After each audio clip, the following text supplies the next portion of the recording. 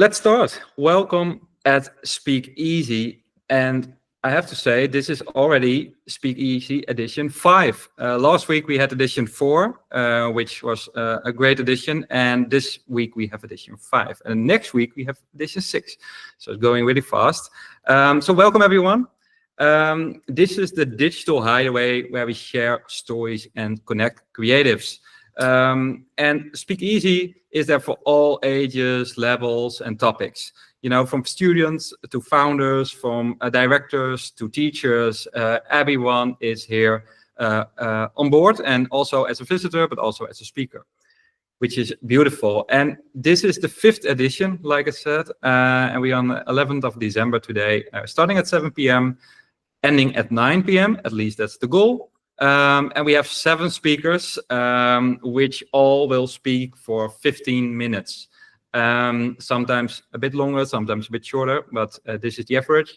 And we are with 6 nationalities in here, if I counted well. And like I said, next week is the 6th edition with lots of nice speakers as well, which I will introduce you soon. Make sure if you don't follow Speakeasy yet on Instagram and LinkedIn, do it now. And also feel free to share some stuff during this event so I can repost it. Free marketing. Yeah, let me introduce you to the speakers, the 7 speakers of today, which is a great lineup. We are starting with Greg Clark, which is a photographer. Then we have not sure the right order, but just call the names now and then we see the order later. Then we have Antonio, which is from Beyond Studio. We have Sophia from VML. We have Sohaib from Eindhoven, of all places. We have Gloria from Blinkist, Said from Rooster Platform, freelancer. And we have Siana, who's also a freelance designer. And they, of course, all have their own topics. Antonio will talk about digital catwalks and that a new perspective on fashion experiences, which is, I think, a really interesting topic and fits really the Speakeasy concept. We have Sophia, who is now based in Dubai, originally from Greece, as her last name already says. And she's talking about design and AI, navigating the ethical frontier. And then we have Suip Aslam from Philips, and he will talk about AI as a co-creator, critical reflections on designing with AI. We have Gloria from Blinkist, and she will talk about the creative wilderness, how nature fuels creativity. We have Said, who's a freelancer, like I said, and he will talk about how AI can help T-shaped designers, which is, I think, a really nice topic. And like I said, Greg, freelance photographer, has beautiful photos, and he will talk about the art of a cause, turning impact into iconic imagery. And then we have Siana, freelance art director, bringing motion in design, how to humanize the digital experiences. So that's it in short. All of them will speak for 15 minutes. And like I said, next week is the next edition, but let's first start with this edition. So I want to give the word to the first speaker, who is Greg from Miami, US. Thank you, Martin. Hi, everybody. Let me share my screen here. Oh, okay.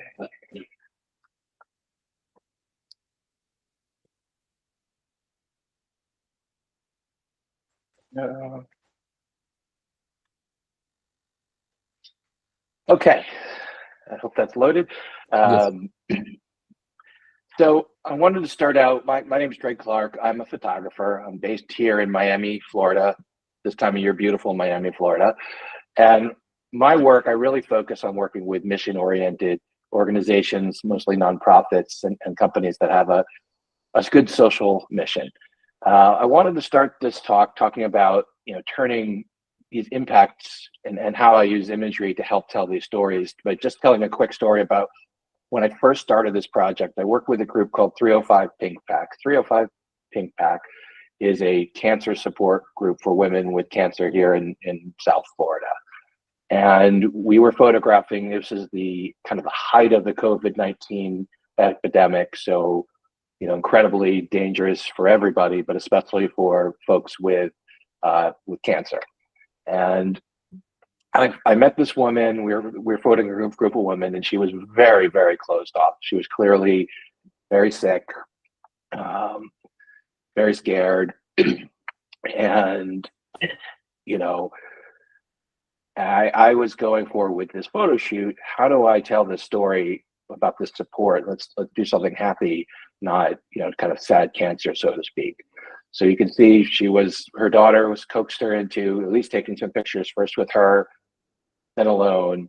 And as we kind of kept dialoguing, she opened up and we had this moment where she stuck her tongue out at me because I asked her to make a funny face. And it's hard to make a funny face from behind a mask. And so this was, I actually found out that her name is Rosie Gonzalez, and she survived this cancer, thank God. And she's in remission. She's not cancer free, and she's doing very well today. So, as a quick story, I work to connect organizations that are doing really important work, often very small organizations without a lot of budget, bring my photography and help them tell their story. And I really wanted to try to infuse kind of real production value into these photos, so that you're really doing the right thing for these orgs and making sure you have great imagery to tell their story. These photos here, you can see, are taken inside of a state prison here in Florida. Not an easy place to get a camera inside of. Took about 3 months of negotiating and paperwork and crazy tests that they tell you all sorts of horrible things that happen in prison. Well, this organization had not had any photos of the work they had done, even though they've been working for years in the Florida prison system. So these photos, as simple as they are, actually help them tell their story. And that's what's so important to many of these organizations. This is an extreme example of how difficult it is to get photos. But the power of these images to tell a story really help them with raising more money to do what they do, getting volunteers to help them, more teachers to come in, all these important things that help these organizations move forward. This organization, by the way, is called Exchange for Change, a wonderful organization here. So I started this project in the fall of 2020, so really the heart of COVID. It was the election season here in the United States, a lot of just awfulness on television and the internet. And I decided I really wanted to focus on how I could connect with people hyper locally doing good things. And since then, I've actually, I've photographed over 60 organizations in the last 4 years, over 110 photo shoots. And the uses it's been incredible. I can't keep track, but they're used, of course, on social media. They're used for fundraising, annual reports, billboards, and even a presentation to the US Congress. Here's just a few examples of some of the orgs we worked with. So the real problem, again, is a lot of these, especially the smaller nonprofits or NGOs, as you may call them in other parts of the world, are trying to do really important work, but they don't have a lot of budget. They don't have a lot of resources, and every resource that they have is really precious. And often they're also not very experienced with the professional photo shoot process. And so I've really worked to create a process that's very portable, help to, one, understand the stories that these organizations have, because they have all these wonderful stories. How do we think about them visually so we can tell them better, at least in the format that I work in photography. And that, so it requires planning. We typically have multiple meetings, site visits, scouts, then scheduling photo shoots, and working to make sure that I bring professional lights, have an assistant, and other techniques to bring as much production value at the no budget that I'm using. And that, I think, is important. I think it's important to teach organizations the process, how to think about these shoots. And I found that as I work with them, they understand it better.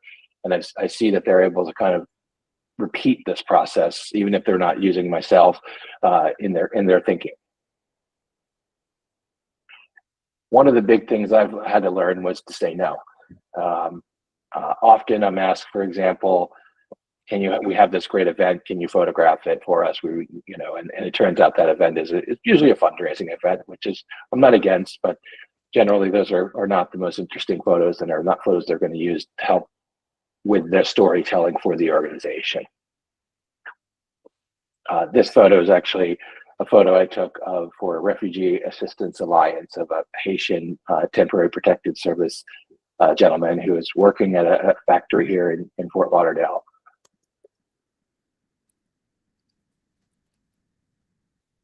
So it may be a little hard to read, but here's some quotes from some of the folks I work with. The biggest impact is to demonstrate to potential funders and the community at large what LEAP is doing. LEAP is an organization that works with women who are incarcerated and who have gotten out, and provides them with work and other services.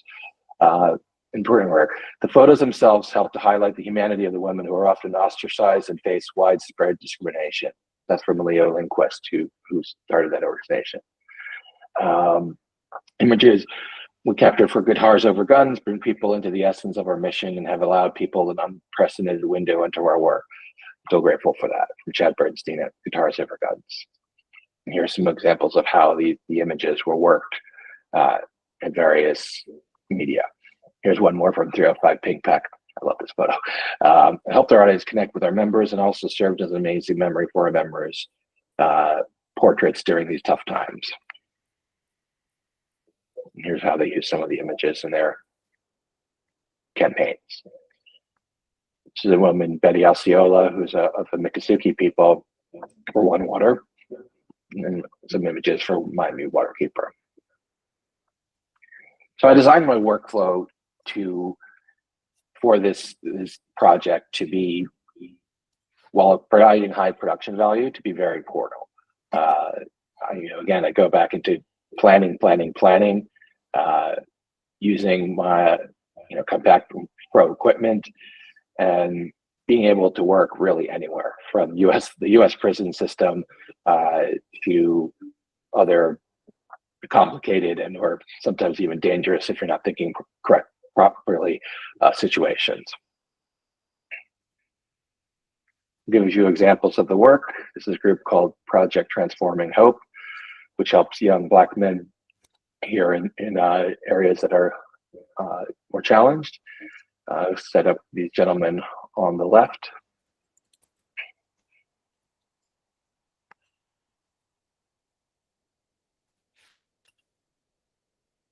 And they go through an incredible mentorship program and fellowship, which culminates with them getting one of these blue coats. Miami Waterkeeper is a leading organization for the environment here in South Florida.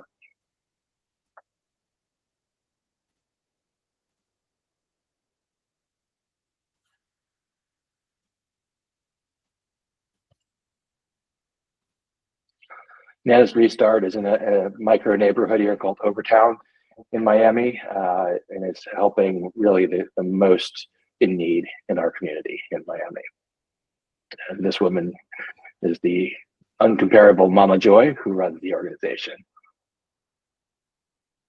and has provided food at her home for hundreds of people at various holiday meals and really anytime they need it.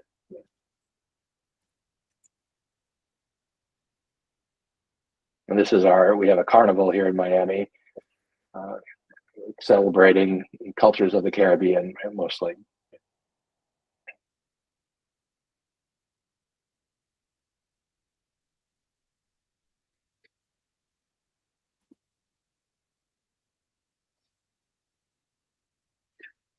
So next steps, for agencies, I'm happy to talk and help create visuals, but I think anybody working in the nonprofit space, I think it's there's a lot of impact you can make with it with the right imagery and the right plan.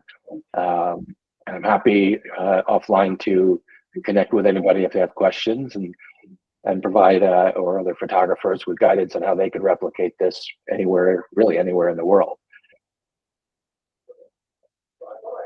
So that's it. I don't know if we can do Q&A here.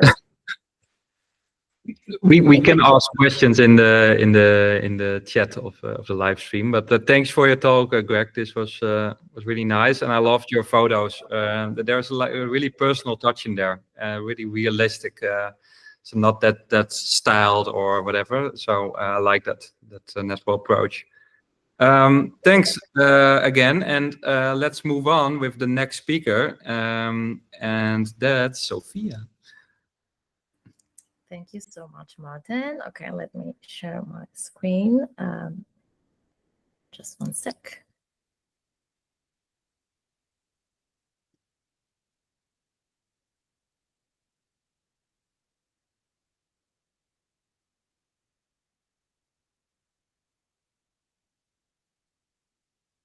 Okay. Here we go. Thank you so much, Greg, for your talk and for your beautiful work. Most of all, I'm going to change the mood and the topic a little bit now. We're going to talk about design and AI and navigating the ethical frontier. So hello, everyone. So happy to be here, and thank you so much for being here with us as well. And a big thank you to Martin for having me and for bringing us all together to celebrate the 5th edition of Speakeasy conference. I am Sophia. I am design director at VML Dubai. We are the tech and commerce department. VML is a global advertising agency. I've been with VML for 8 months now, but I have been in the creative industry for about 18 years. And for the last decade, I've been working as an independent art and creative director, focusing on immersive branding, web, and tech. Having the luck and pleasure to be collaborating with amazing individuals, organizations, brands, and agencies all around the globe. Now, I introduced myself as a creative focusing on immersive and tech, but this is not how it all started. I started off as a graphic designer working in advertising for about 7 years, then left print and switched to 100% digital and freelancing for the rest of my career. And for the last couple of years, I've entered the immersive tech space, which has been a passion of mine for quite some time now. So I can confidently say that I've seen and experienced firsthand the creative industry and visual communication change over time, and I've always been an active part of its evolution as a designer. Also, I have to say that at this point, the full version of this talk is 40 minutes, and it has 2 parts, one focused on the ethics and one focused on creativity. But today, we only have 15 minutes, so we're going to focus on the most important stuff. We're going to focus on the ethics, which is quite risky to touch upon, as I'm not a sociologist, I'm not a philosopher, I'm not a theorist. I'm a designer, and apart from that, I'm just a normal person, just like you, that is seeing their life change. And speaking about change, we've been experiencing it quite a bit for the last 4 years now. We have enriched our vocabulary with way too many new words and way too many new worlds like Web3, decentralization, VR, AR, blockchain, NFTs. And we can say that COVID, by accelerating our relationship with technology, it brought us closer to a future that came a lot earlier than expected. But for the last year, it has all been about generative AI. And even though I personally jumped on the metaverse hype train right away because I was always fascinated by augmented and virtual reality, when it came to AI, I've been super skeptical from the get-go. I was on the other side of the fence. What about the rights of the artists whose work is being used without any kind of permission? What about AI doing everything for us, making us lazier instead of augmenting us? What about AI taking over our jobs or taking over society? Don't get me wrong, this is not a doomsday talk, and definitely this is not to say do not use AI. It's just that with AR or VR, for example, these are technologies that without human control, without human intervention, they are nothing. They cannot operate, they cannot evolve.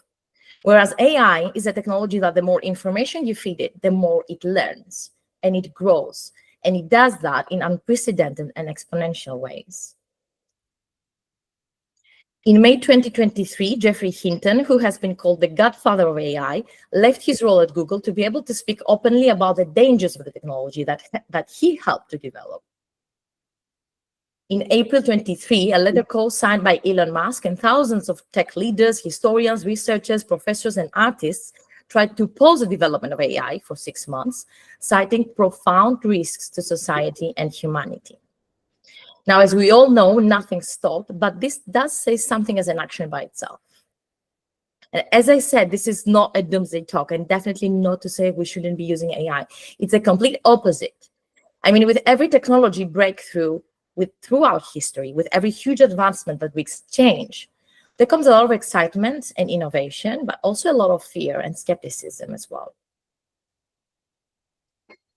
So let's take first things first. Is AI going to take over our jobs? And I'm going to go back to history a little bit because history runs in circles. And if you're watching talks or articles relevant to the fear of AI, you must have come across these two analogies. So the first example I want to show is the appearance of photography back in the 19th century. From today, painting is dead. That's what influential and famous French painter Delaroche proclaimed when he first saw a photograph around 1840. And here we see a bunch of artists beating up a photographer.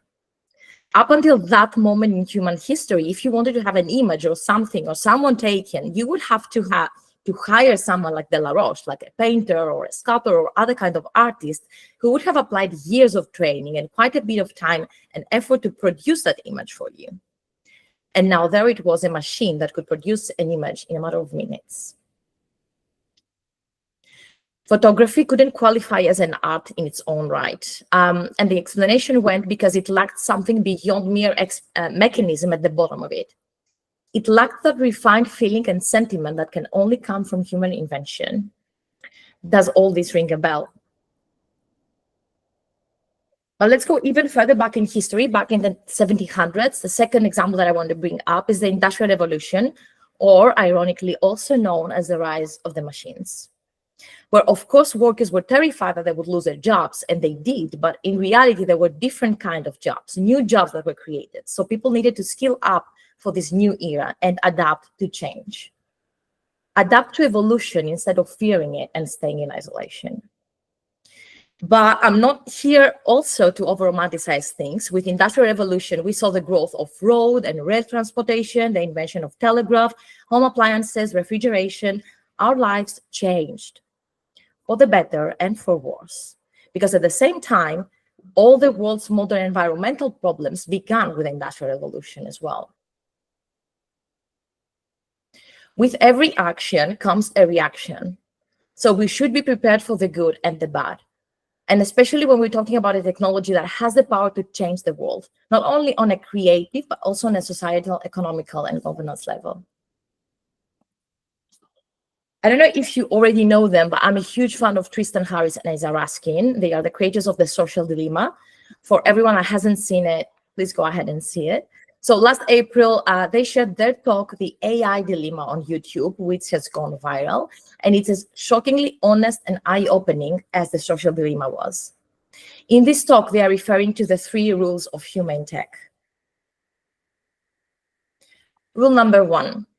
With the invention of a new technology, we uncover a new class of responsibility.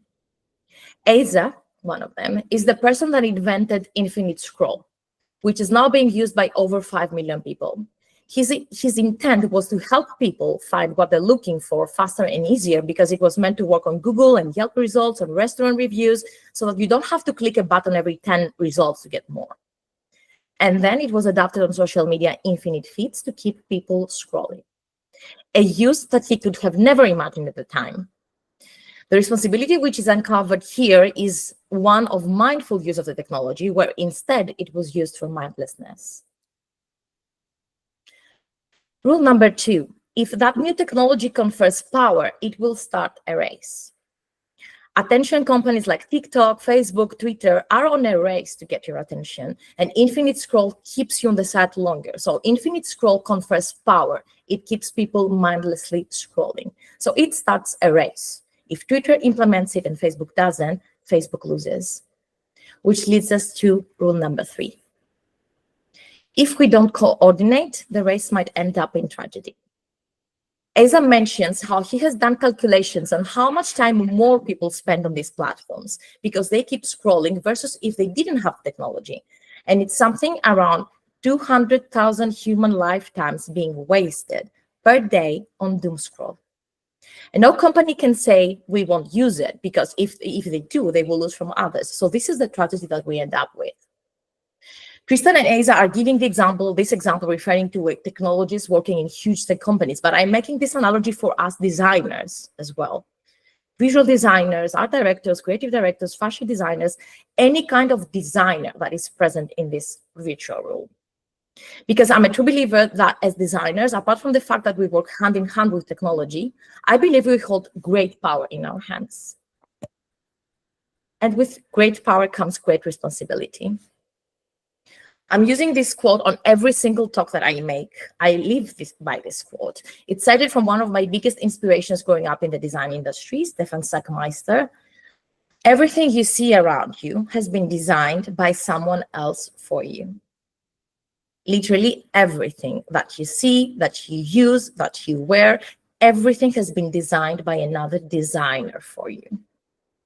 So I really want you to take a minute, let that sink in, and understand the power that you as a designer hold in your hands and the responsibility that comes with it. That's why my aim today through this talk is not to stay away from the technology, but to prompt you to be mindful of what you create with AI and how you use AI to create it. Because it might have bigger or smaller effects in society that you could ever imagine, and because there are still many blind spots on the ethical and repercussion side of things. Now, this could be a conference by itself, but I had to focus on 3 basic ethical issues that have me a bit skeptical, and hopefully they can start a conversation, because I don't have the answers, and at that moment in history, no one has. Normally, I would start this part of the talk by authorship and copyrights. And honestly, I'd like to suggest to Martin to have a panel on the topic, a discussion, maybe next Speakeasy conference after New Year's, because as uncomfortable as this topic is, it really interests us all. And I don't see myself as an artist, but as an art director, I work very closely with artists, and that's a topic very close to my heart as well. But I'm going to go to the second one, and one of the most basic and important ones. I want to talk about freedom and autonomy. So for the last year, we have been bombarded by tools and platforms that are meant to take the most mundane task of our backs and supposedly let us focus on the creative part of the process, which kind of sounds amazing, doesn't it? So Galileo AI, for example, Galileo AI has revolutionized the way user interface designs are created. Its UI design generated is trained on thousands of exceptional designs, to bring you high fidelity layouts for multiple platforms. Using the tool is simple. You only need a text description. Galileo AI will then generate an end-to-end user interface for you in seconds. This one is even better. Luca uses AI to design a logo, a full brand kit, and a website for your company in a matter of minutes.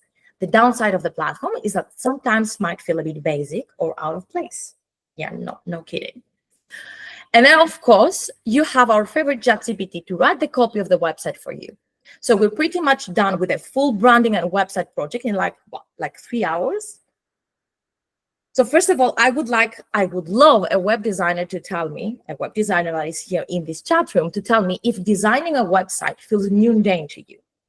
Or a brand designer to tell me if developing a whole brand, finding the brand concept, designing the visual identity, if all that process feels mundane to you. Because it does, you probably shouldn't be a designer. And also, if the whole website or a full brand is designed for me in seconds, then what is exactly the creative part that I'm left to work with?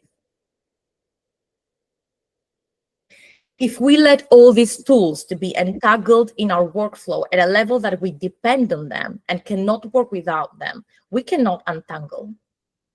And we are handing over control. They are not taking the mundane tasks off our backs. They are taking our freedom. We are joining that race as we try to be more competitive in time and budget, sacrificing quality and human intervention and invention for profit. But with what consequences?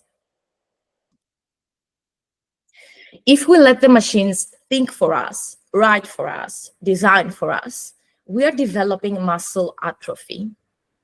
The human brain keeps evolving as you put it into practice. For me, for example, writing doesn't come easy. I spent a full week writing this talk, but I enjoy it because it challenges me and my brain. And every time I write a talk or an article, it makes me feel a little bit smarter.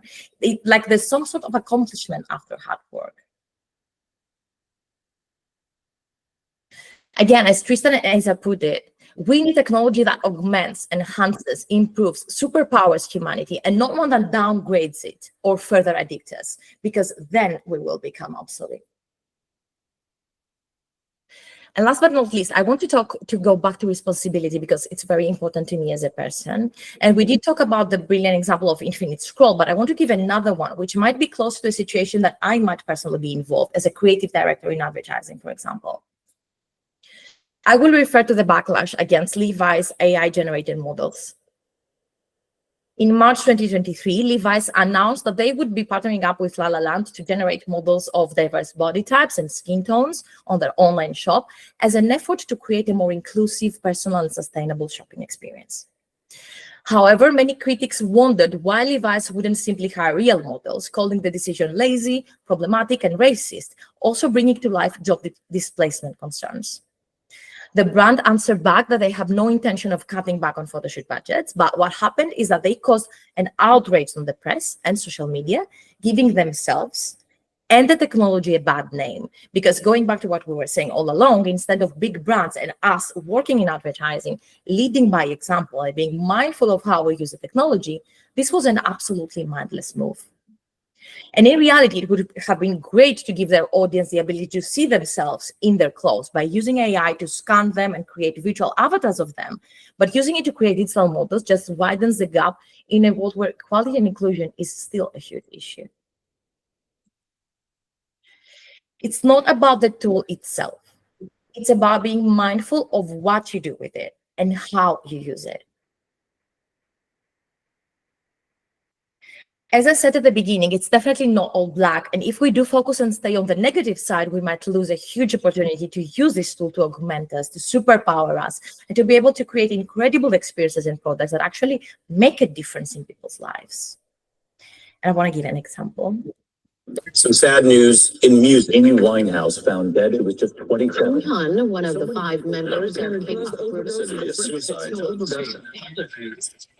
Jimi Hendrix experience is over. The music industry has a mental health problem, and it's not just ignored, it's romanticized by our obsession with tortured artists like the 27 Club, a group of legendary musicians, all lost to mental health struggles like depression, anxiety, and addiction at just 27 years old. Begging the question, if they'd gotten help, what would they have created? Over the Bridge, an organization providing the music industry with mental health support, presents Lost Tapes of the 27 Club, using AI to create the album Lost to Music's mental health crisis. Using artificial intelligence, we analyze the audio data from iconic 27 Club members to identify specific patterns in their riffs, rhythms, melodies, and lyrics, which we then use to produce entirely original music that could have existed had they gotten the mental health support they needed. I got nothing to say.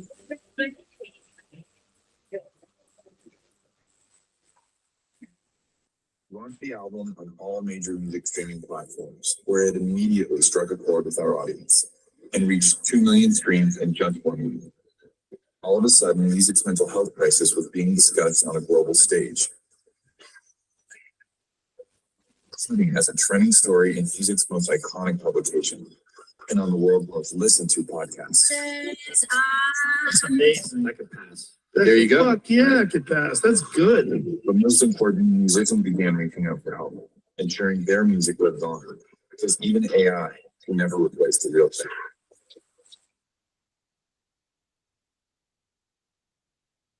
So yeah, September 2021, I was invited to be a judge at the interactive category of the Canadian Advertising and Design Awards. And I came across this social awareness campaign, which, as mentioned on the trailer, it really struck a chord with me.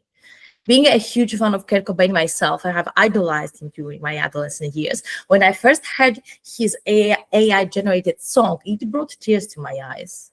I was blown away by this project and its tangible impact. I mean, 830% increase in people reaching out in the music industry, reaching out to seek help.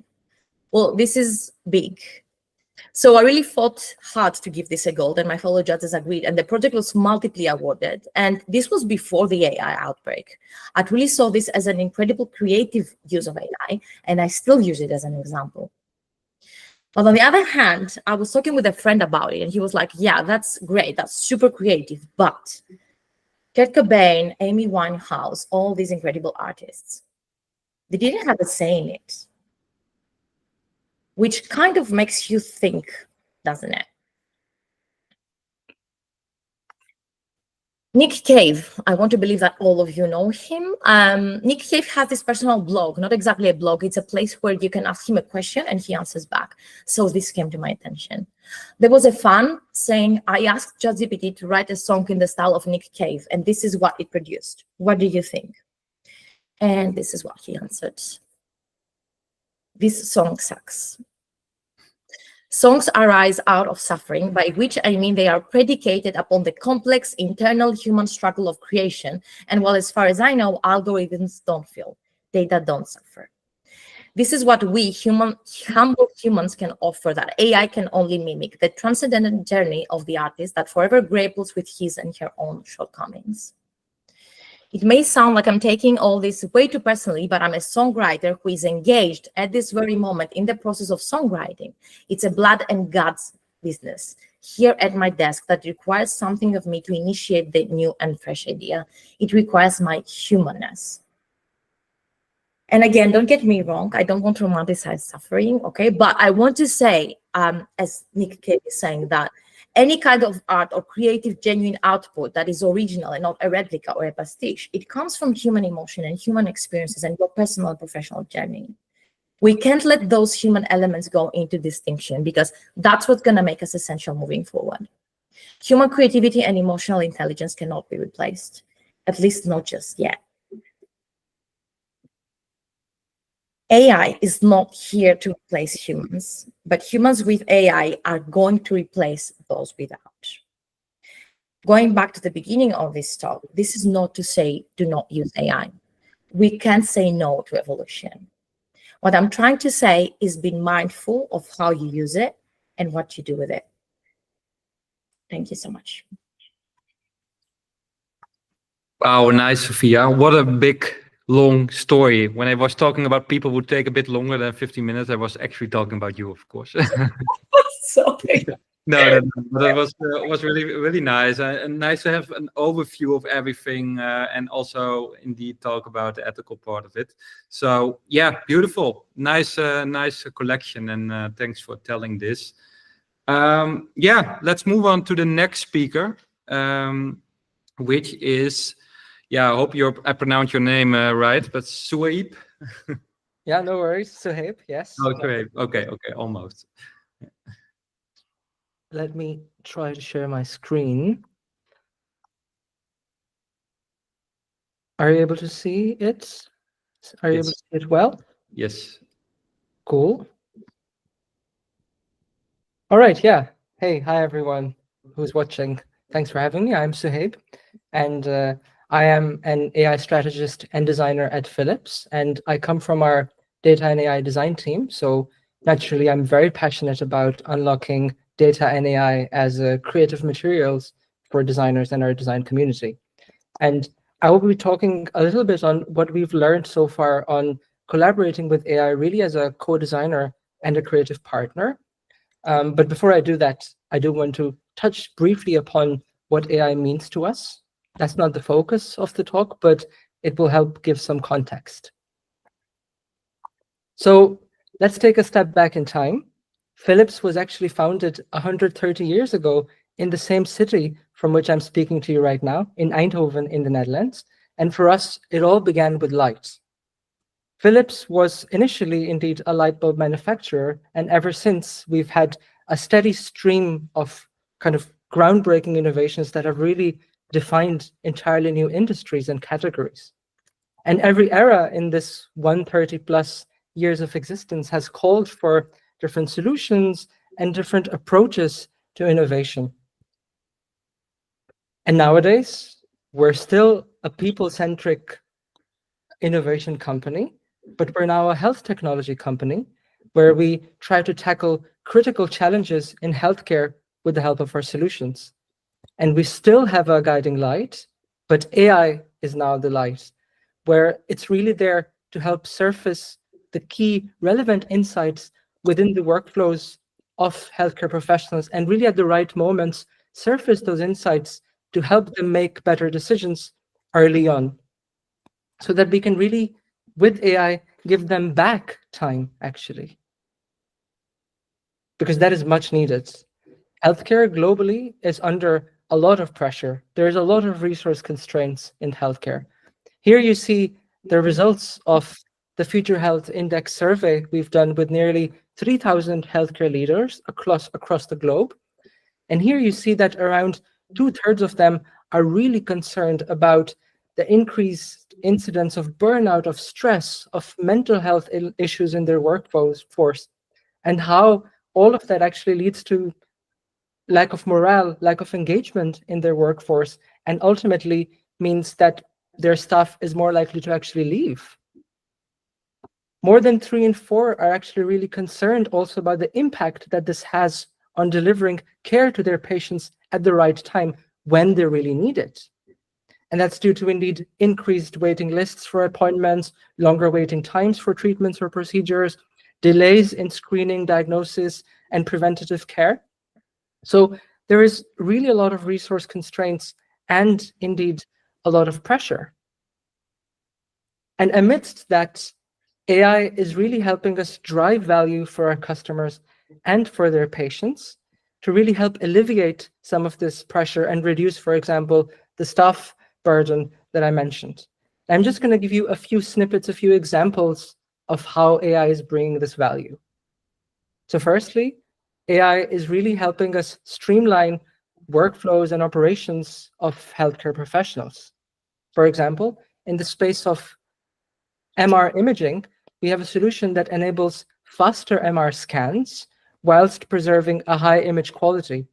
So AI there is really helping clinicians actually do more with less. Secondly, AI, like I said earlier as well, helps surface relevant key clinical insights at the right moments in the workflows of healthcare professionals. So for example, within ICUs, we have an AI solution that really aids the ICU staff with decision-making on the discharge readiness of ICU patients by really helping them estimate the likelihood of a patient being readmitted post-discharge. So really aiding those clinicians and ICUs to better the clinical outcomes of their patients. And finally, AI is really helping us also expand the reach of patient care beyond the walls of the hospital and really also towards underserved communities, where, for example, our handheld portable ultrasound devices really enable frontline midwives in these communities to take, with the help of AI, to take better ultrasound images of expecting mothers to early on identify and then also prevent adverse birth outcomes. So those are just some ways in which AI is really aiding our solutions in adding value to customers and to patients. But that is not the focus of today, because for this talk, I mainly want to focus on actually what we've been learning within our design communities on designing with AI, and really indeed having it as a creative partner, as a co-designer, as a co-creator in our design process. And to do that, I will be using our Philips co-create methodology as a backdrop, which is our design process similar to other iterative design processes that you might already be aware of. And I will just showcase some of the examples of how we've been leveraging AI across this process. And then I will take a step back and actually reflect on what we've learned from all of that. So the co-create process, it starts with the discover phase. Here we actually immerse ourselves in the contexts of our users. We deeply try to understand them and their challenges. Here, AI has made our user research a lot richer, a lot more contextual. For example, we're able to now create highly detailed, highly contextualized personas that not only indeed convey the pain points, the motivations of our expected users, but that evolve as the needs of our users evolve.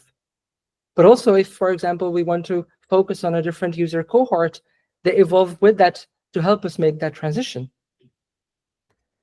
Another thing that we're working on is guidance tooling around enabling anyone in our organization to really make sense of and get insights from qualitative data. And to do so, not in a way that is just efficient, but where these insights are slowly built layer by layer with human in the loop throughout, so that the criticality of the humans really aid in making sure that the insights we derive from such qualitative data, that those insights are really effective as well. The next phase in co-create is frame. Here, we really analyze the problems of our users, and we try to identify really where are there opportunities for us to have an impact. Here, AI is helping translate large volumes of structured, unstructured, quantitative, and qualitative data into workflows, journeys, experience maps that really capture the essence of the experience of our users. And because AI actually has access to the underlying knowledge bases behind these maps, it helps us actually dynamically traverse various levels of abstraction in such experience maps, or add layers and layers of insights as, for example, newer data sources come in. But it can also help us actually really get closer to the reality of such workflows, where not everything happens in the sterile way, in this neat linear way, one by one, where certain steps might be skipped or things happen in parallel. And at the same time, what is also being enabled is root cause analyses, where we really try to hone in on, okay, what are the steps in workflows where there's bottlenecks for us to make a difference? And also really to figure out what are the leverage points where we can have design interventions for. The next phase in the co-create process is ideate. Here, we really transform insights into ideas, we diverge, we creatively come up with solutions for the challenge, the set of challenges that we've identified. Here, AI very much has become a partner for us in workshops, where it's helping us diverge far beyond we normally could. So we can now much more fluidly and dynamically explore solution spaces, but we can also really on the go, on the fly, visualize various concepts and create variants of those concepts that get traction. AI is also accelerating the creation of first versions, draft versions of docs, of design artifacts, to let us early on figure out, hey, is this direction even the right one, or should we be pivoting? It also serves as a guide in workshops to surface unmet needs or user challenges that might not yet have been addressed. And that brings me to the last stage of co-create, which is build. Here, we make ideas tangible, we build prototypes, and we really test them to learn. Here, AI indeed has been helping us with building and with prototyping, where before you would do actually a workshop, then you would have a few weeks to actually translate the concepts into storyboards that you can test. Now, within a workshop, we're able to create highly engaging, well-visualized, rich storyboards to convey the concepts, but also to have these storyboards such that they can be adapted if we want to test different portions of a concept, or if we want to test a concept with a different user group. We're also, with the help of AI, seeing lots of value in improving the customer experience that we offer, where we're also experimenting with building tooling to aid our customer support staff to really make their communication towards our customers more personalized at scale, and to be able to respond to, for example, their complaints in ways that are more actionable and empathetic. So those were just some snippets, some examples of how we've been using AI so far. But reflecting on these, what have we learned? So to start with, I think many of you listening can relate. AI has the potential to make our work more efficient and more effective. It does, in some situations, allow us to do more, and to do more with reasonably high level of quality. But that comes with a risk, right? When you see that generate button, it's very easy to then shut your brain off, just hit generate and use it to take shortcuts. So we find it very important, we find it very crucial in all the methodologies, all the tooling that we build, to really always position AI as a co-designer alongside the human designers in ways that enhance the criticality, the critical thinking, the creativity of the human designers, rather than undermine them.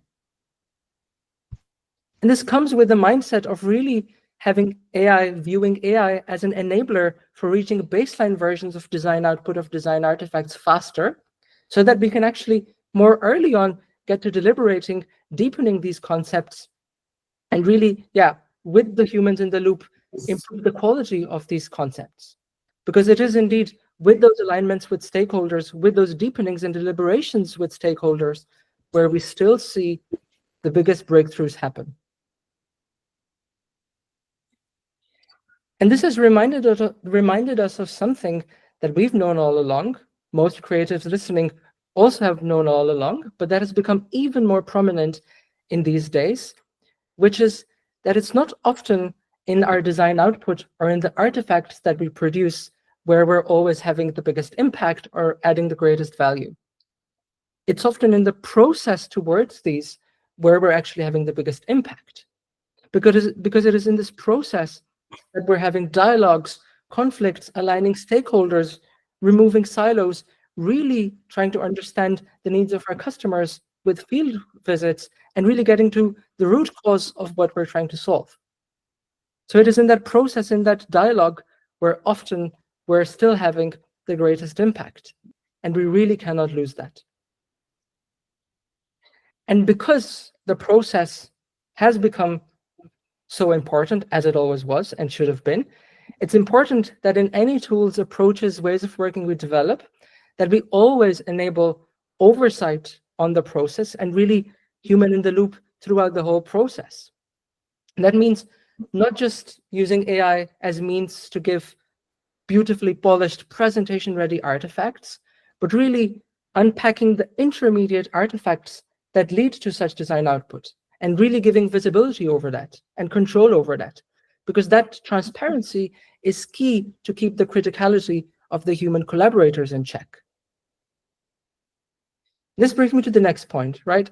And this is related to a lot of use cases that we see out there, particularly when it comes to doing user research, where we've just been automating how we already used to do user research, which frankly, in a lot of cases has been through rigid, highly structured templates that actually tend to simplify our users. However, that is actually no longer really necessary. We have now AI capabilities that can actually make sense of large volumes of unstructured data. So can we use that opportunity to actually rethink how we do research, and to make research for users done in more open-ended and in more flexible ways that really let us get to the depths of the human experience of our users by embracing the complexity of their lives and of their contexts. And this brings me to the last learning. It's related to the previous one, actually. In the first waves of transformations of existing design approaches, existing design practices, we've taken some human tasks, we've taken a portion of them, and we've added an AI layer and just automated them with the help of AI. And that's logical, that could make sense. But where we're seeing the greatest value, and I would like to highly encourage you to reflect for your own practice what this could mean for you. But where we're seeing greatest value is in discovering, trying to find fundamentally new tasks that were simply not possible before, and that are only possible now because of this human AI teaming. And that's a powerful mindset when you're trying to identify use cases for AI within design. So to recap some of these learnings, I've talked a little bit on designing with AI and how it is to be done collaboratively, which means indeed having AI as a co-creator that enhances your creativity and critical thinking rather than undermine it. It means using it to get to baseline versions faster so you can actually go deeper in the end. And it means preserving the power of the process and the dialogue and the impact that comes with the process side of things. It also is to be done exploratively, which means unveiling the process, being transparent about how certain design outputs come out to be. It means really using this as an opportunity to embrace the complexity of our users and rethinking how we do user research. And it means actively trying to seek fundamentally new approaches on how we actually do the design process and the user research process and so forth.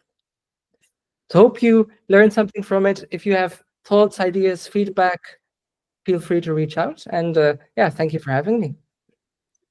Wow, thanks, Suip. That's the really nice sum up and also nice follow up of Sophia's talk.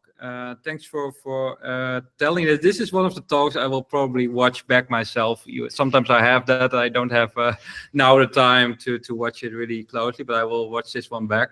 Also nice how you use storyboards and AI and how you see AI as a co-creator, co-designer, which is exactly what it is in my opinion. So thanks for telling this us. Next up is Antonio from Beyond. Yes. Yeah. Can you guys hear me? Yes. Okay, let's see if I can do this. Yeah. Yes. Okay. So thanks everyone for joining in. I'm gonna give a short presentation about digital fashion and digital catwalks in general. Hopefully it will give you a bit of a standing point on what it means and what it is, because I find it that most of the times people don't even know what digital fashion is, and they think, oh, okay, but what's wrong with normal fashion? And I'm Antonio. I'm the senior client strategist at Beyond and worked in digital fashion / luxury for the better time of my career. I was lucky to work with a bunch of nice brands, which I've always been very, very lucky about. So what is digital fashion? I think the bigger question here is probably why digital fashion matters and what has been done so far. It's still quite a niche, but it's ever growing, and I think it was sort of sped up by COVID in general and digitization.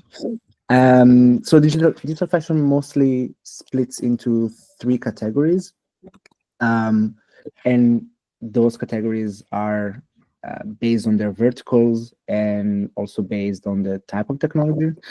The first one is mostly augmented reality.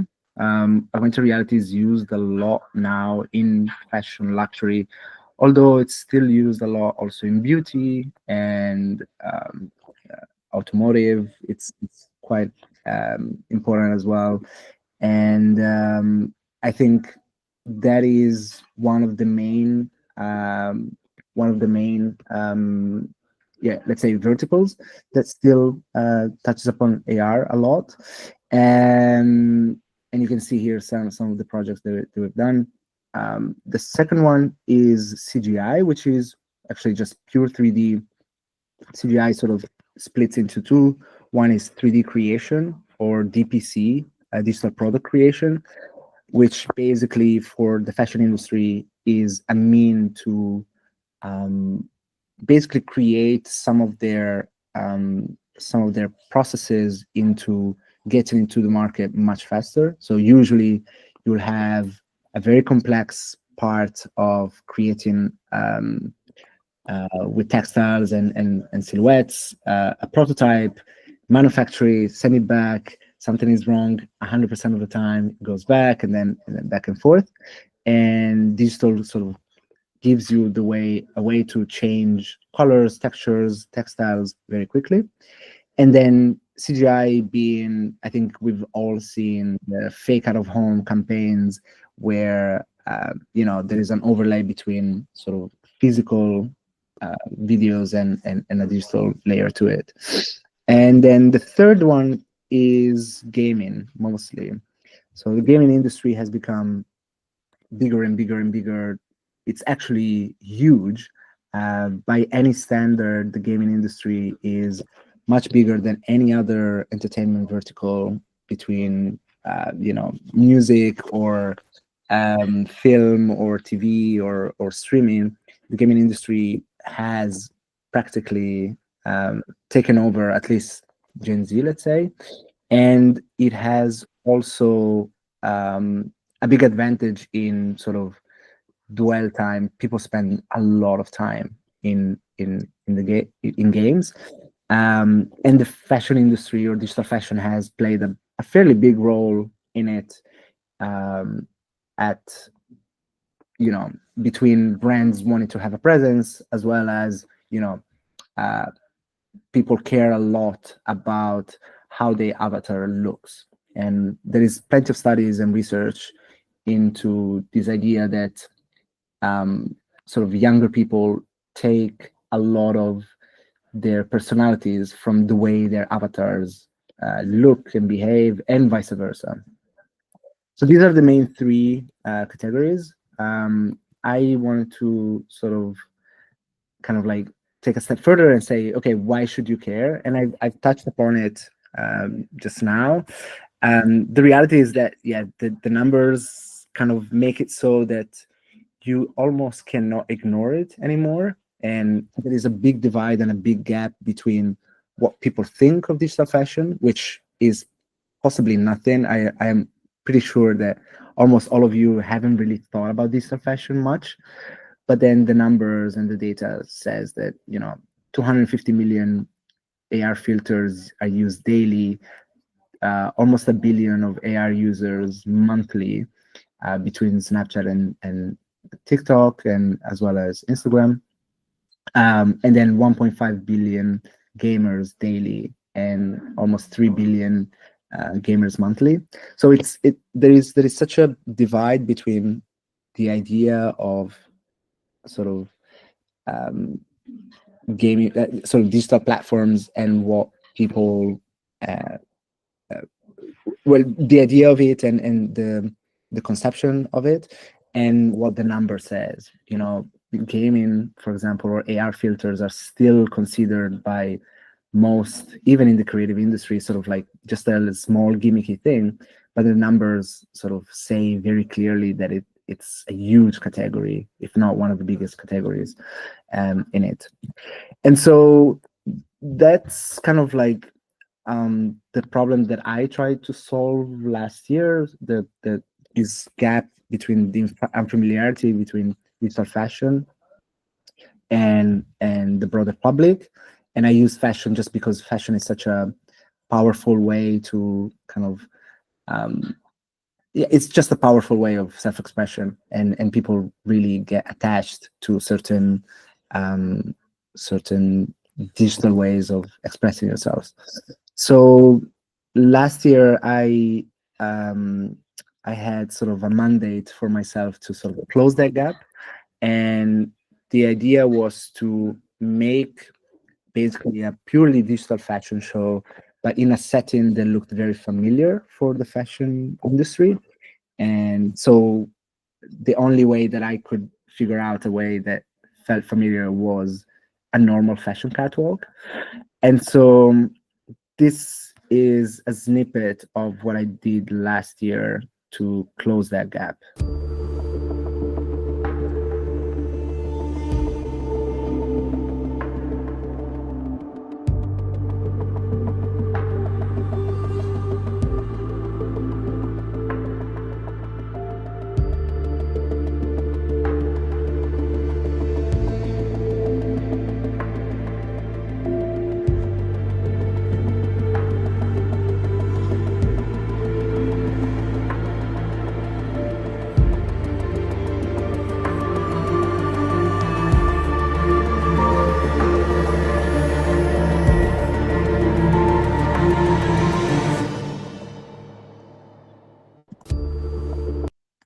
So this was a show that I did during Amsterdam Fashion Week last year. We were lucky to be part of the program, actually, at Felix Meritis here in Amsterdam. And it was a show that, again, tried to encapsulate a way to have sort of like the physicality that digital misses a lot. Most of digital fashion is shown or experienced through a device, either VR headset or a computer or mobile for AR. So I wanted to give it sort of this physicality, also just scale. You know, the avatars were 2 meters and 40 tall, and the whole catwalk was 12 meter by 4. So it was quite big scale, let's say. And then the main thing was also to not have to use any devices to be able to see it. So we use this sort of technique with projection mapping and holograms to show it.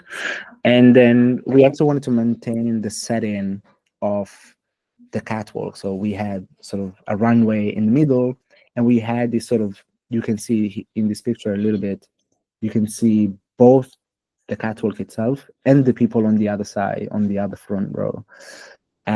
So you had these sort of 3 elements that we thought were very important to make sure that this form of expression, digital fashion, was as as easily assimilated by anyone really as possible. And we were lucky to have between Amphi students, very young, to 60-year-olds, to sort of people that were interested in culture in general, to fashionistas, to creative technologists, and etc. And it was fairly successful. We did plenty of other shows after. We did one in New York, one in Sao Paulo, one in Antwerp, one in Paris, and that's it for now. And so that was that for last year. I think it gave us sort of the impromptu to very much sort of double down on it, just from the response of it, and understanding that people are not interested just because it feels like a niche gimmicky thing for for kids on Roblox and Fortnite, whereas actually if you present it in another form, it has actually quite a lot of resonance. I want to talk a little bit further about what is next from now in general about digital fashion and digital experiences in general.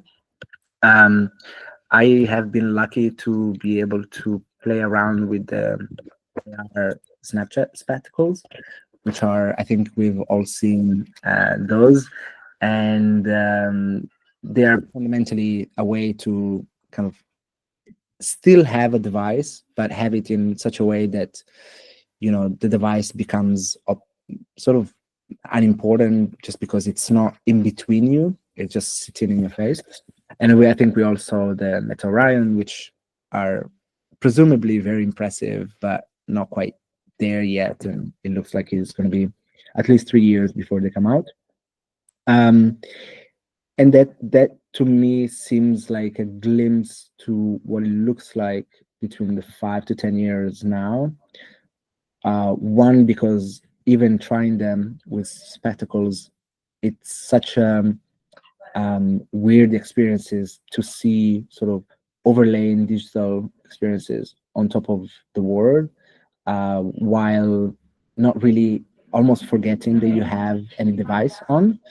And then the other part is the idea that fundamentally devices sort of didn't keep on their promise of mobilizing us, meaning that in the end, with digital devices, we are even more sedentary. We end up being, although in our laptops, we move from place to place, but we stay put in one place, and et cetera, et cetera. Whereas this seems to be the first devices that are supposedly able to give us the same experiences without having to sort of be inside, quote unquote. So what I think will be the next step, it's probably what some of this, it's already been done, but through mobile, what are called location-based experiences. So the idea is that if you are wearing one of these glasses, you will be able to have sort of a scan of the world around you, and then you'll be able to overlay digital experiences on top of it, a lot of it has been pushed by sort of advertisement companies because they see a huge opportunity in the fact that all of a sudden you have basically GPS based advertisement that are also basically integrated to what your, let's say, buying intent might be of that moment, because they will have sort of like a voice integration, and so they will know what you need at that moment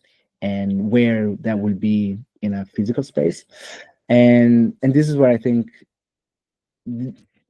digital experiences are going in general, but I think specifically sort of digital fashion experiences. The left one was Kusama and Louis Vuitton experience that we did last year.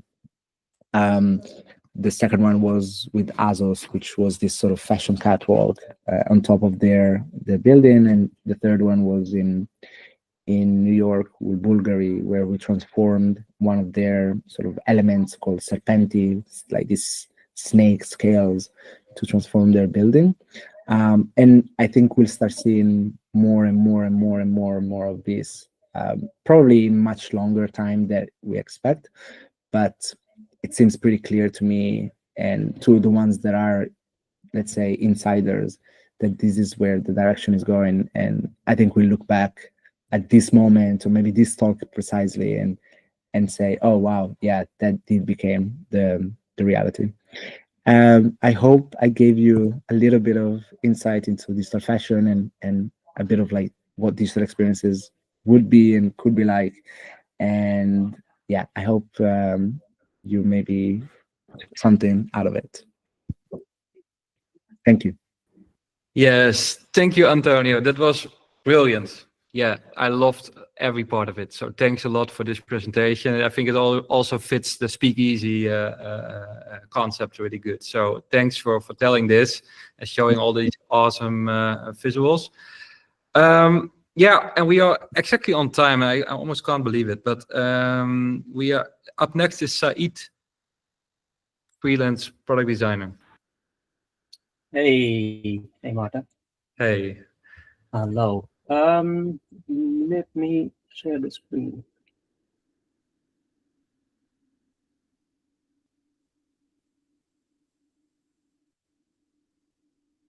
Can you see my screen? Yeah, now we can see.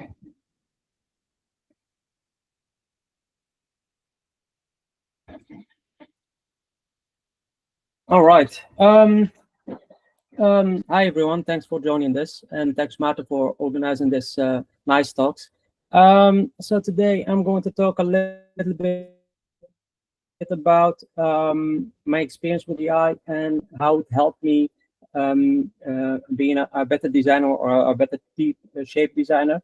And I want to share with you what is my experience using AI as a designer. Let me just put this on full screen. Before diving into that, I think it's a good thing to explain first what is a T-shaped designer. I think not everyone knows what that is. So a T-shaped designer is someone who has expertise in design, but also have a broad understanding of a related field. And for me personally, I'm specialized in user experience and user interface design, but I also have a lot of experience in front-end development and web development. That means I am a designer who can code and not the other way around. Before diving into the AI stuff, I want to give a little bit of, let's say, a background of my first interaction with design and development. I don't know if you remember MySpace. Back in the days, you had this feature where you can copy code from other websites, and you can save it or upload it to your profile. I would see different visuals and different designs and stuff like that. And it was for me at that moment, we are speaking 2007, 2008. It was for me very, very fascinating just, to have code, click on a button, click on save button, and then you see visual stuff. It was for me very, very fascinating. And that was for me the first, let's say, interaction with it. It was also after MySpace. You had Hives in the Netherlands, you had Skyblog in France, and those kind of social media.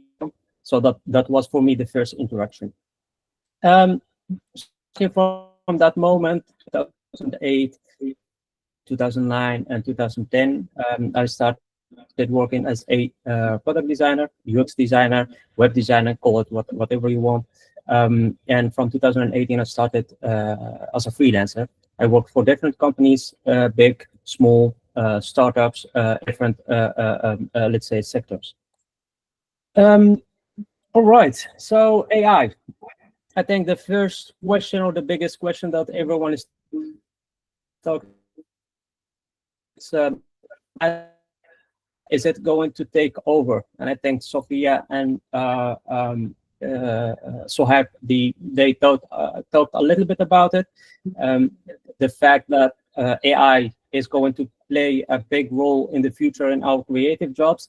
And there is a big discussion, especially last year, or actually 2 years ago, when ChatGPT came to life, but also DALL-E and those kind of platforms, where you saw that a lot of creative jobs, or a lot of creative tasks were taken by AI. And I think it's normal for us to ask that question: is it going to take over our jobs, or will it give us superpowers?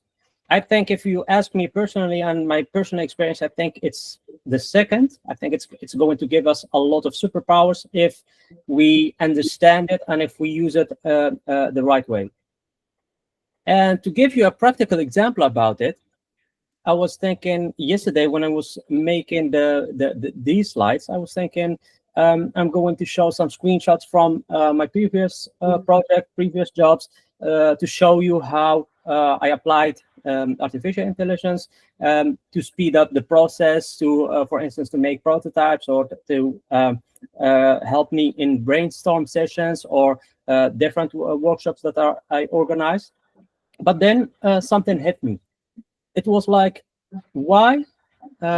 Is it maybe a good idea to have a kind of a how do you say that, a time frame, let's say 4 or 5 hours, to come up with a problem that I'm facing at this moment, and then try to solve it, but then focusing only on one, let's say, on one piece of the design thinking methodology, which forgot to explain. I think all of you knows this. I think also so I talked a little bit about it, different phases or different steps of design thinking. But I was thinking I'm just going to focus on prototyping, so only the fourth step. And then the problem that I was thinking yesterday about, I was watching Champions League games, Real Madrid against I forgot against who. But anyway, I thought about these talks, so Speakeasy. They don't have a website at this moment, or at least I think Martin, he has a small website on his LinkedIn, where you can click on a certain edition, and then it takes you to the YouTube link, and you can watch it. But there was no website with the people who were talking in the session. What was the talk about, and what fields, what is, for instance, the LinkedIn account of those people if you want to talk with them or to connect with them. So I thought, why not come up with a, let's say, a concept, try to find a problem, try to find also a solution for it, and prototype it with AI. So the things, or the features that I wanted to have in this solution is those 6, what you see in here. First of all, I want to display all the previous editions of Speakeasy. I want to connect with people who attended Speakeasy. I want also to go directly to the video, and even better to go to the frame, or to the time frame where the speaker was talking. So I don't want, for instance, imagine I'm interested in AI, and I know the AI talk starts, let's say, after 1 hour and a half. I want just to skip to that moment. I want to be able to organize it by name, company, job, or talk, order by, sort, or something like that. I want to search also. And last thing is, I want to share the link with people that might be interested in it. So what I did is I came up with the design, and before coming up with the design, I gave myself 4 hours to come up with this design and prototype it and have a working version of it. This is really simple. It's the simplest user interface that you can see. I have on the top left corner, I have the logo of Speakeasy. I have a search bar with a kind of filter thingy. And here I have the name of the people who are talking, job title, edition, and stuff like that.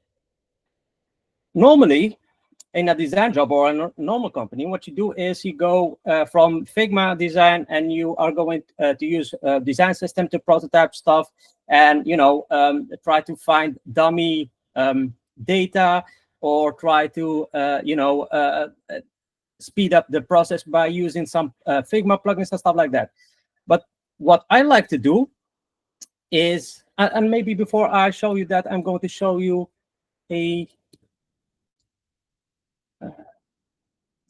how it looks. Let me just start it. And you know what they say about demos and talks? Sometimes, 99% of the time, it doesn't work. So I hope it will work. Is it the same port? Yes. All right. So what you see in here is an overview of the people who presented in the previous Speakeasy editions, their job title, the edition number, the company, presentation title, YouTube link, and LinkedIn link. And what you can do is, basically, you are interested, for instance, in AI like me. You type in AI, and you say only AI in the 5th edition. And you can see them talking about AI. Sophia is also talking about it, and Suhaib are talking about it. And I want, for instance, to go and delete this and go, you know what, all editions.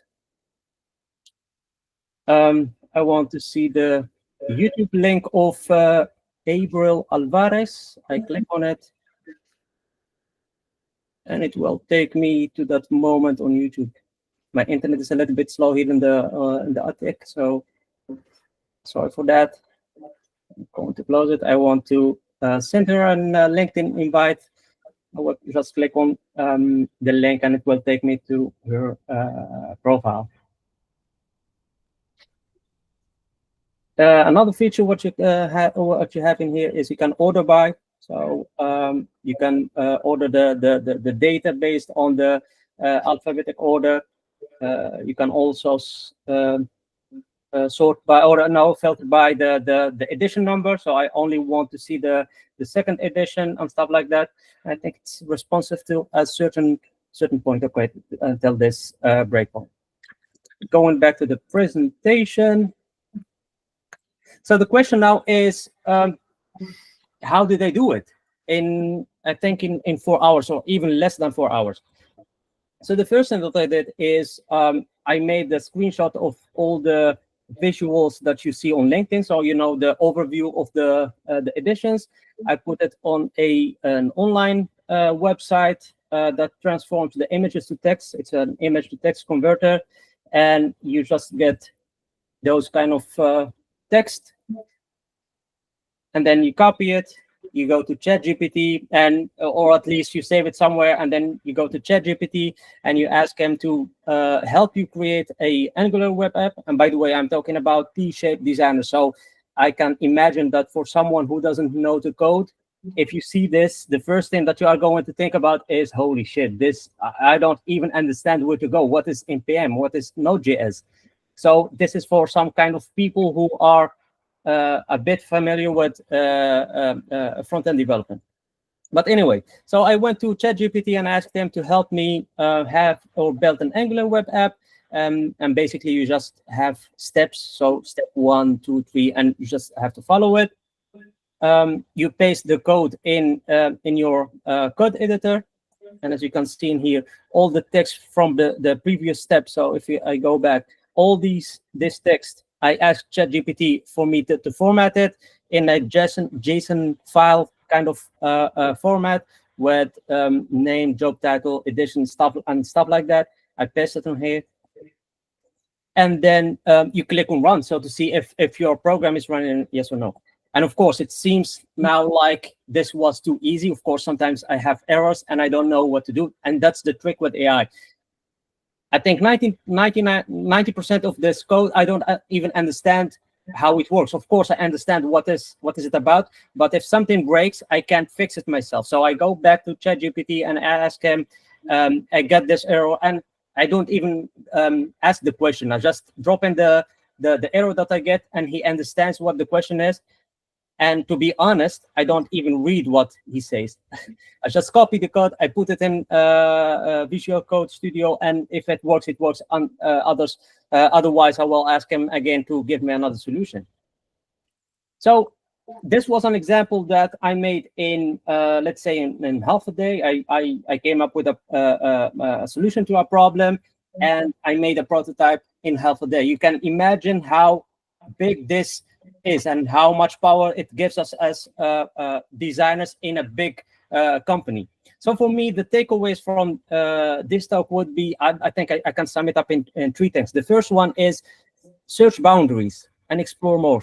It means that no one should tell you what to do as a designer. I heard a lot of times from people that if you are a designer and you know the code, that means that you are not creative enough, or that means that you are a bad designer, or those kind of stuff. You have to be focused on only one thing. And I think this is a really dangerous thing, because at some point, AI or the technology in general is going to evolve. So you have also to speed up with it. The second thing is, and I think that's also the same thing what I was talking about, you have to embrace it at some point, because it's going to support you and to help you.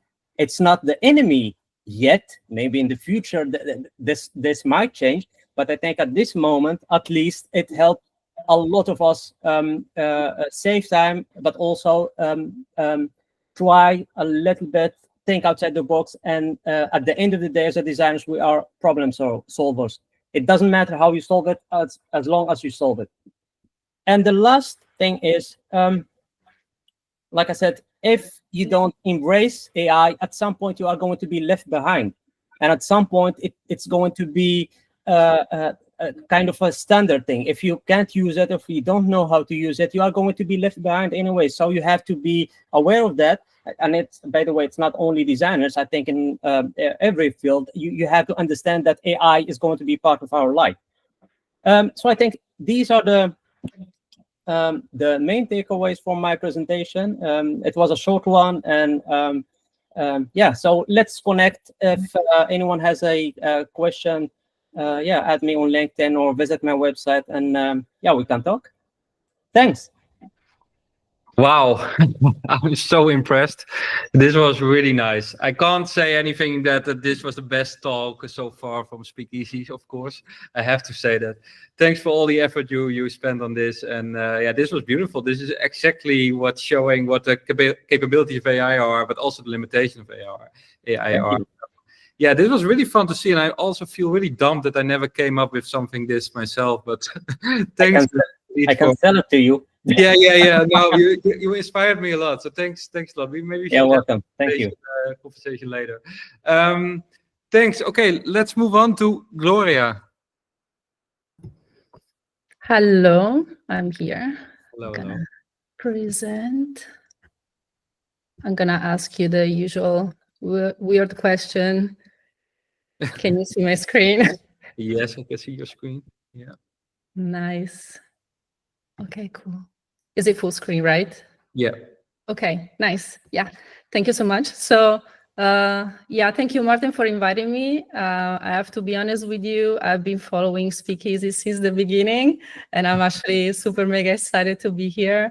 And I think I'm gonna break the flow a little bit, talking about something that is not AI related, is not even really design related, even though it's in my practice, but it's about the connection that we can find with nature in our design practice. So starting from who I am and who is this person in front of the cam, I'm just Gloria. I'm an Italian senior brand and motion designer. I'm based in Berlin and I'm currently working at Blinkist. I have more than 10 years of experience in advertising agency, mainly in Milano, in Italy, where I come from. video production studios and in-house teams. But I'm not here to talk about my portfolio, to present, I don't know, any After Effects tutorials or Figma tutorials, how to prototype your designs, but I'm going to talk about something that is very close to my heart. It has been close to my heart since so long that I feel like this is the right moment in my life where I want to share it with everyone. And it's about how I find how nature is actually supporting me in my design practice. And without nature, I think I wouldn't be the designer that I am. Everything started during more or less a little bit before the pandemic, I have to say. I found myself in some sort of like, I don't know, black tunnel. I couldn't see the light. I had so many friends around me here in Berlin, and I was actually brought out from my house to explore more the outdoors. I was using a bicycle at that time. I had so many friends that were supporting me in the journey. And as I said, I wouldn't be the designer that I have with all the hours and hours that I spent outdoor in the nature. This is what I created in the past 4 years, 3 years. And it's something that speaks a lot about who I am as a designer right now. I think I would have been able to create all these colorful poppy colors and geometric shapes, designs, maybe 5 years ago, and everything come to the connection that I found with nature. And today I want to talk about the science that is behind the connection between nature and creativity. I'm gonna talk about my 3 favorite topics, also because the topics that I feel the most in my design practice. So stress reduction, attention restoration, and mood improvement. I bet that even though if you're not a designer, you might have felt like stress in your life. And when you're stressed, it makes it harder to do anything, right? From, I don't know, going to a brainstorming session with your colleagues and trying to be brilliant, to solve design problems with like a thoughtful process, or just to generate ideas. But that's where nature comes in, and nature actually, I found out that allows your mind to relax, and you're also more open to make your ideas to flow and to be more creative. So if you're more relaxed, this is what I felt, this is what I also feel every day. If you're more relaxed, your process, you can process abstract ideas in a way better way. And also you can make unexpected connections. Maybe that idea wouldn't come out if you're like in a crazy, busy, stressy situation. There are people that are performing better over stress. Maybe that was me when I was a younger designer and art director. Now I feel like I need a little bit of more calm and chilled, quiet environment to actually perform better. And when you're relaxed also, you can brainstorm multiple creative solutions to a problem, instead of just like, you know, creating one for the sake of creating one and to show it to your director and then checking the task off and moving to the next one. But actually it brings you more into the idea, and you also feel like a better designer, I guess. And then it comes with attention restoration. I mean, I'm not going to tell you how much I feel overwhelmed about all the newsletters that I follow, or all the pings, or all the software that we are using every day at work, from Slack to Asana to did you check the emails, from we don't have phone calls, but you know what I mean? Like you can get a little bit like out of control in like deciding what you have to follow in terms of priorities.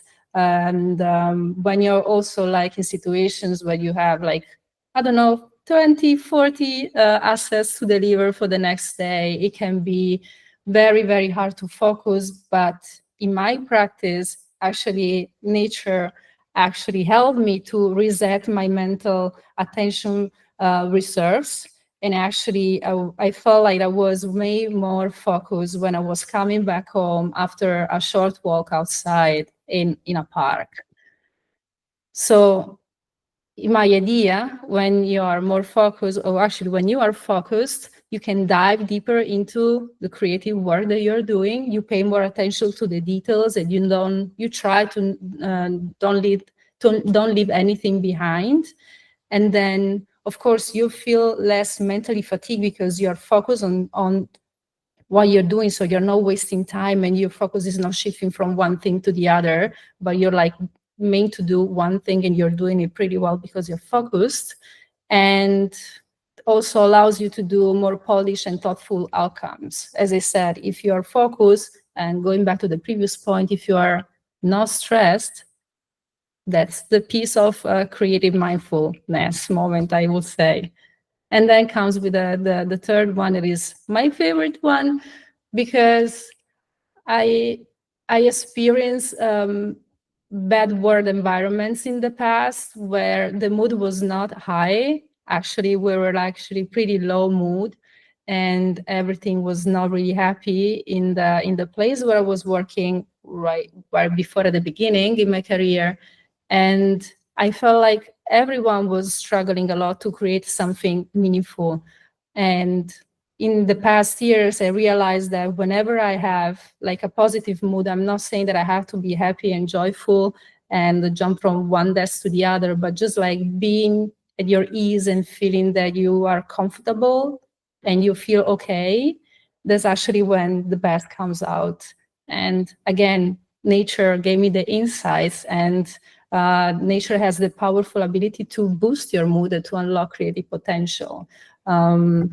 And then when you feel cheerful or just like okay, you don't have to feel cheerful all the time. It's also okay to be not okay. But when you feel cheerful in that moment and you're a designer, you have to deliver something, you can explore new ideas. And that's amazing, right? I mean, we have to come up with creative solutions all the time. So why not? And then you can work with other folks in a more easy way, let's say. And also brainstorming sessions are more productive and enjoyable than, joining a meeting when you're in a bad mood.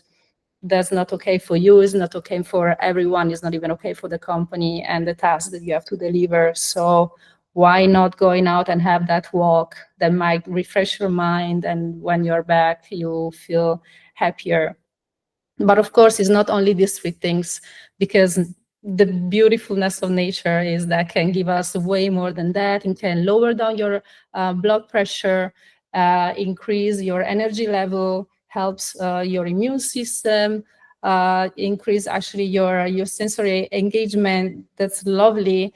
But the thing that is most important for me to communicate to you is that it can boost your creativity. This is what I've been experiencing for the past years, is not only about scrolling Pinterest or scrolling Instagram or, I don't know, watching conferences. I mean, I love watching conferences, but from time to time it's really needed to go out and breathe that little bit of a fresh air that actually will help you as a human being, as a designer, also to move on and to feel more at ease. But I mean, I'm not inventing the wheel here, and I'm not a scientist, but we are not alone in this. I mean, also other people, very famous people in the past, approached the same practice, from creating compositions for the tree that was in their garden, to using nature and the landscape for their paintings. I mean, you name it. It's very impressive what nature actually was supporting, how nature was supporting these people in the past, and it's impressive. So whenever I feel myself in a little bit of a rabbit hole, or I feel like I'm in a dark moment, and I need to get out. I need to get out. I can't focus anymore. I have to go out, and I have to just see something that is green, and is something that is not made in pixels. So I go out and I join the outdoors, and then allows me to come back home with a fresh mindset, and I feel quiet and more calm and less anxious and nervous, and I feel way better as a designer.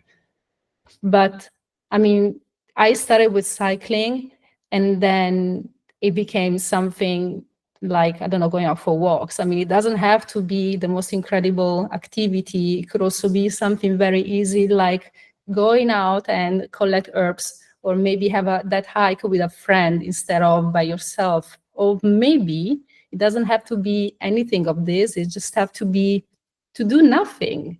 We don't have to do I have to be overproductive also in the outdoors. We could just go out and do nothing, just sitting in front of a river, a lake, in a park, on a bench, on the grass if it's summer, with a wind that is blowing your hair for 20 minutes, and you already feel better.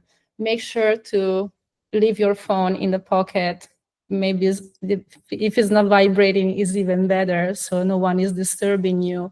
And I guarantee you that you will feel way better. And if you have a note, I usually bring like a notebook with me, and I take some notes, because it's in that moment that I feel like I'm pushing myself to another level. And these are my favorite books that I'm reading all the time, and that are changing my design practice. I wanted to share them with you because they are very, very beautiful and mind-blowing, especially the first one, The Nature Fix, is my favorite one. But because my time is over, and I didn't have enough time to actually go deeper into actual tips for you, when I will finish with my presentation, I will share in the chat a link of a PDF that you can download. It's for free, and where I actually added some tips that you can take tomorrow to maybe feel a better designer exploring the outdoors. And yeah, I hope to see you out there, and thank you so much for having me.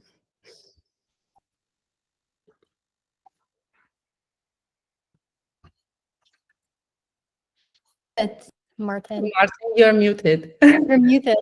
Oh, sorry. Then I have to tell it again, like with the same enthusiasm as I did.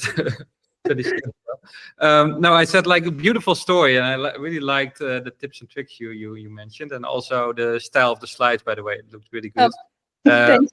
Yeah, nice style of the photography, and yeah, and I of course will download the book. I just made a photo of the slide before with all the other books. I saw Japanese nature. I thought, okay, that I must have that. Favorite country. So yeah. Thanks a lot. Yeah, we're going to the last speaker of today, and we are still on time. So, Sienna, keep it like that. No. I will try. No. I'm joking. Yeah, 15 minutes. No, have fun. Last speaker of the day, and yeah, last applause for Sienna. Take it away. Yes, thank you. Thank you. Let's just wait till it's loaded. Okay, well, I'll just assume you guys see my screen, not to ask. Right? Anyway, yeah. Yeah. All right, thanks. Well, Martin, thanks for inviting me, and thanks everyone for all the nice talks that I heard tonight. I want to dive into something that's really dear to me, which is emotion and digital design. But before we start, let me just quickly introduce myself. I'm Sienna, a passionate digital design and art director that paradoxically loves being outdoors. So, Team Gloria here. I love it. A few years ago, I ditched a big city in the Netherlands for a very small village on the other side of Europe in Bulgaria. And I live here now. I have a very huge garden, I have amazing view, and I work from home. And I'm outdoors a lot. But when I'm not outdoors, I'm helping companies with branding, digital products, motion, and art direction. And something that is central in all those things that I love doing is emotion in digital design. Emotion and storytelling, that's kind of what really spins around my work.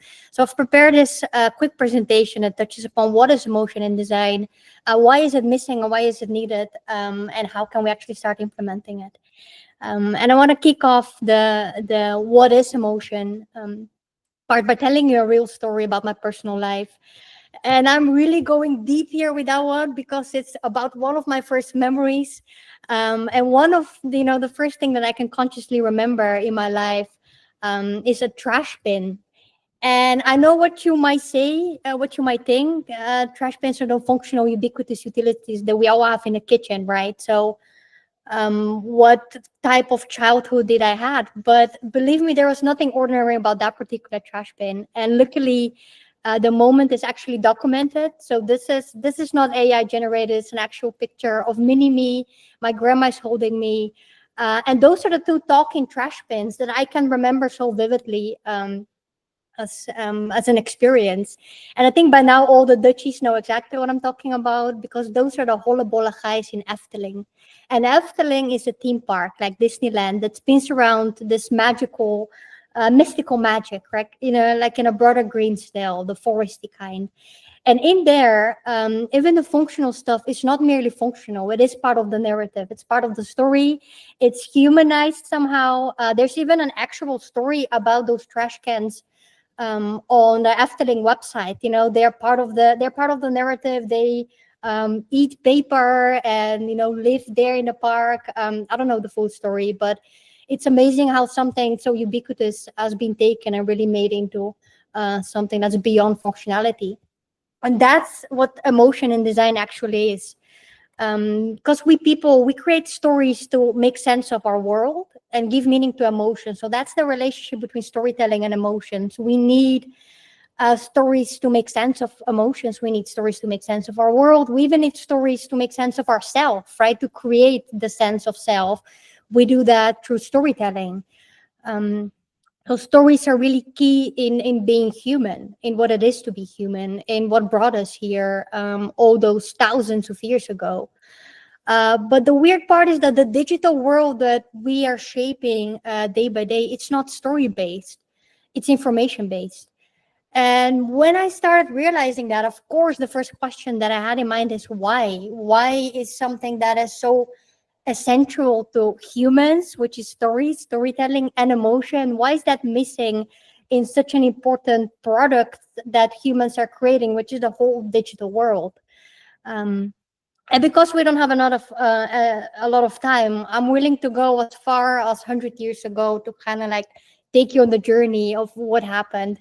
So around a century ago, the advertisement world really cracked the code of selling emotion instead of products with the help of the radio and later the TV. And I think our society is still shaped by today. Think about, for instance, Coca-Cola and how it dictates how we celebrate Christmas. So not only Santa Claus, but also the colors of red and white, those lightnings and the whole cozy atmosphere. That's an idea that Coca-Cola has been selling us. And we, as a story, as an emotion, and we bought into it and we took it and we made it into an actual Western holiday, one of the most important ones. Or the diamond industry, how they really branded the engagement and the wedding process. The whole idea that diamonds are forever. So if you're going to propose to the person you love and your love is forever, then diamonds is the way to go. That's an idea that has been really given us by the advertisement industry in a form as a story. And it's funny because art has always showed us that emotion connects us. That expressing emotion is really what art is all about. And by expressing those emotions, you kind of connect with something bigger than yourself. And advertisement has showed us that emotion sells. So you will think that the digital world will have also this mantra, this way of thinking that if emotion is so central to creation, then in digital experiences it will also be central. But enter the beginning of this century, and that's really when the internet became popular, became mainstream, right? It's really the rise of the internet. It started last century, but we were surfing the internet in the zeros. Remember, we used to serve it. So that's when we started really surfing the internet. And here's a video of how they market the internet to us, how they explain it. It's the primary way that people will look up information. It will replace the yellow pages as we know it today. I hope you could hear it, but it basically said that the internet will replace the yellow pages as we know it today. So that's the promise that they gave us about the internet in the beginning. And it was a place where functionality, usability reigned. It was also a place that was built around the limitation of technology, more around that than the liberation of individuals. And it is a place where storytelling does not play a central role. So it is left to statistic metrics and data to rule over it. And sadly, it's a place that's not even inhabited by humans, but by users and leads, and now also by AI. So for a long time, we've been really bodifying humans in the design process, so turning them into personas and users and those kind of like vague entities that exist only to interact with our products. But also we're bodifying ourselves on the internet. We're becoming a username or a profile somewhere, and that doesn't really allow us to explore, the most positive sides of us as humans. And although on the other side, we're humanizing robots, we're humanizing AI, teaching it facial expression, recognizing emotions in people, even though it will never be able to actually feel emotions because it doesn't have a whole body and a heart pumping blood and vessels and flesh, which of course is something that, an AI will never be able to do. But now that we have access to this collective digital intellect, what I call AI, we can finally reimagine the whole web. I mean, we can really reimagine it for humans. We got the information part covered. Now it's time to really reimagine it on the more of the artistic, creative, and storytelling and emotional part of it. Because I feel that design is something very broad. But design in general is always a bridge between art and tech, between creativity and engineering something, the thinking and the doing part. But specifically digital design, I feel, has been really sitting in this tech bubble for way too long, actually since the beginning, and it never fully explored the artistical side of existing. And when I say that, I'm not talking only about generative AI, but I'm talking really about bringing storytelling and central things for humans like emotions, bringing them more into the equation. And that's of course something that I'm here to preach. I do think that we should do that we should bring digital design to be the bridge between art and tech. The question of course is how. And the answer is that there is no answer to this, no easy one. And I think that this inability to processalize emotion is what kept it away from the web in the first place. But I do think that we, not only as designers, but as digital industry, so developers, marketeers, product owners, project managers, the whole digital industry, I think it's our responsibility to really start making something truly for humans and to really ditch this way of looking at it that, websites and mobile applications are purely informational. They're, the interactive part of a yellow page. I think it can be something way more valuable, but also something that really connects us better than it does now. So here's an attempt on my side. I have a few minutes left, so that's good because we are entering the how part. And a good starting point. So like I said, there's no process to follow, one template to, start filling in from tomorrow on. It's a really open path, but I used to, I like to use this framework loosely as a checklist, and because I don't have time to focus on all the points, and I think a lot of them like functionality and reliable and usable and accessible have been talked over and over again, and even ethical has been covered in this edition of Speakeasy. So thank you, Sophia, for it. Now I can focus on delightful. That as a central emotion, as the beginning of kind of implementing emotion in digital design, because delight is either relief or surprise. So if there's a negative emotion at play, delight can make it lighter, less heavy, so less powerful. If there's no negative emotion in the first place, delight can be a little surprise. Because delightful experiences in general, positive experience, I think Gloria also touched upon that. They make us cognitively better, right? So we can remember better, we have better memory, but also process information in a better way. So to delight someone on the website or the mobile application that it's using is already setting the mood for that person to remember, but also to be able to explore your digital product better with really having this a little bit more open mindset for it. And here are a few examples of very small, delightful experiences. For instance, Gmail saying a fan of punctuation if you want to use dots as username. or MailChimp that's below saying another user with this username already exists, maybe tween, spooky, or using my first name, or being aware also of context aware, like the time that I use an app to greet me. Those are very small, functional and delightful and emotional way to really show that what people are interacting with, that it's made by humans, really to show this human character into it.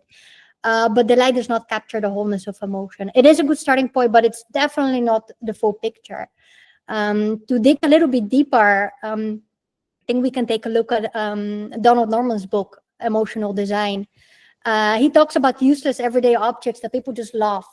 People love to use them, to have them, not to use them, but to have them, because some are actually useless. And this is a very interesting prism, if you ask me, because Donald Norman is known for its functionality and usability guidelines. He's kind of the godfather of usability. And function with no emotion, it's kind of how a lot of people think about him. But here he is in a TED talk and in a book talking about objects that bring emotion without functionalities. They don't even work, and yet people really like having them. And in the book, he talks about 3 levels of which people interact with or respond emotionally to products. And those are the 3 levels that we're going to very briefly explore in the end of this presentation. So the visceral level, the first one, is how something looks. The behavioral level is how it works and how it is used. And the reflective level is how it makes us feel. So the visceral level of how it looks, well, that's really just sensory appeal and first impression. So it really is about thinking a little bit more multidimensional. So for instance, motion instead of only static, right? Sound, where it can play a big role instead of no sound at all. Gestures as well, especially on mobile. This is a very quick, short example that I made working together with Code Azure for Philips, which is to really bring a little bit more life to one of their products that it felt a little bit weird if you see it from only one side. It felt like something else. That's a Lumia APL. So we really made it multi-dimensional to enhance the experience on the visceral level, so on how something looks. The behavioral level is how it works and how it is used. So it's really about the whole experience. Remember that story about Efteling, the trash bins being part of the narrative, part of the experience? Well, that's also about, look at it more holistically, right? Don't forget the small stuff, the error message about the wrong password, because you can really annoy rather than delight your visitors. And of course, also about the interaction. I mean, digital has this power as opposed to art and advertisement, that it's a two-way communication street. Me as a person, I do something on a mobile app or the website, and the website reacts as opposed to what I do. This already by itself is a more intimate connection.